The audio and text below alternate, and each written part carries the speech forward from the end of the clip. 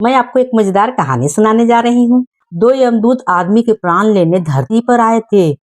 चलते चलते उन्हें एक आदमी मिला जो गन्ना चूस रहा था। उससे एक यमदूत ने पूछा, मित्र क्या कर रहे हो? जी गन्ना चूस रहा हूँ, आदमी ने बड़ी मीठी आवाज में कहा। दूसरे यमदूत ने कहा, यार दोनों ओर से।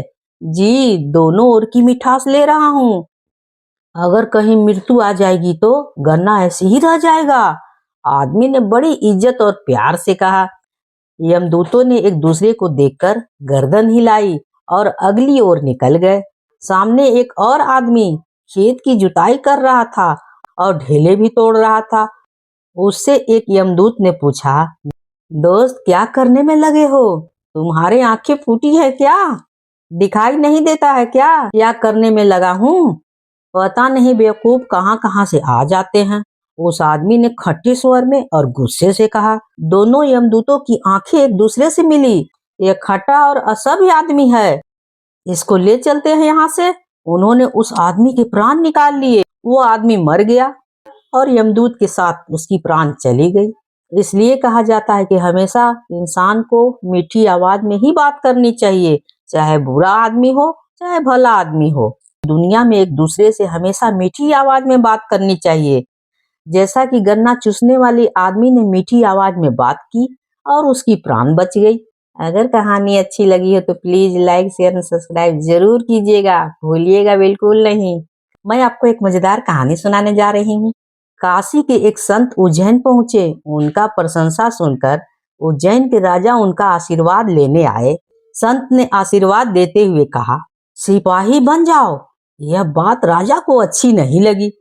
दूसरे दिन राज के प्रधान पंडित संत के पास पहुंचे। संत ने उन्हें आशीर्वाद दिया, अज्ञानी बन जाओ। पंडित नाराज होकर लौट आए। इसी तरह जब नगर के सेठ आया तो संत ने आशीर्वाद दिया, सेवक बन जाओ। संत के आशीर्वाद की चर्चा राज दरबार में हुई। सभी ने कहा कि यह संत नहीं, कोई धूर्त आदमी है। राजा ने संत को पकड़ लाने का आदेश दे दिया। संत को पकड़कर दरबार में लाया गया।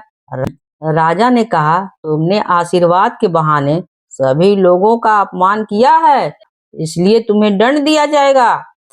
यह सुनकर संत महाराज हंस पड़े। राजा ने इसका कारण पूछा तो संत ने कहा, इस राज दरबार में क्या सभी मूर्ख हैं?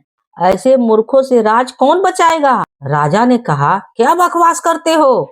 संत ने कहा, जिन कारण से आप मुझे दंड दे रहे हैं उन्हें किसी ने समझा ही नहीं। राजा का कर्म राज की सुरक्षा करना है, जनता के सुख दुख का हर समय ध्यान देना है। सिपाही का काम है रक्षा करना, इसलिए मैंने आपको कहा था कि सिपाही बन जाओ। प्रधान पंडित ज्ञानी होता है। जिस व्यक्ति के पास ज्ञान होता है सब उसका सम्मान करते हैं, जिससे वह अहंकारी हो जाता है। यदि वो ज्ञानी होने के एहसास से बच रहे हैं तो अहंकार से भी बचा रह सकता है। इसलिए मैंने पंडित को अज्ञानी बनने को कहा था। अगर नगर का सेठ धनवान होता है, उसका कर्म होता है गरीबों की सेवा करना, इसलिए मैंने उसे सेवक बनने का आशीर्वाद दिया था। संत की बातें सुनकर राज दरबार में मौजूद सभी लोगों की आंखें खुल गई। उसके बाद राजा, सिपाही और पंडित जी ने संत जी से क्षमा मांगी। अगर कहानी अच्छी लगी हो तो प्लीज लाइक शेयर और सब्सक्राइब जरूर कीजिएगा, भूलिएगा बिल्कुल नहीं। कहानी होती है समाप्त।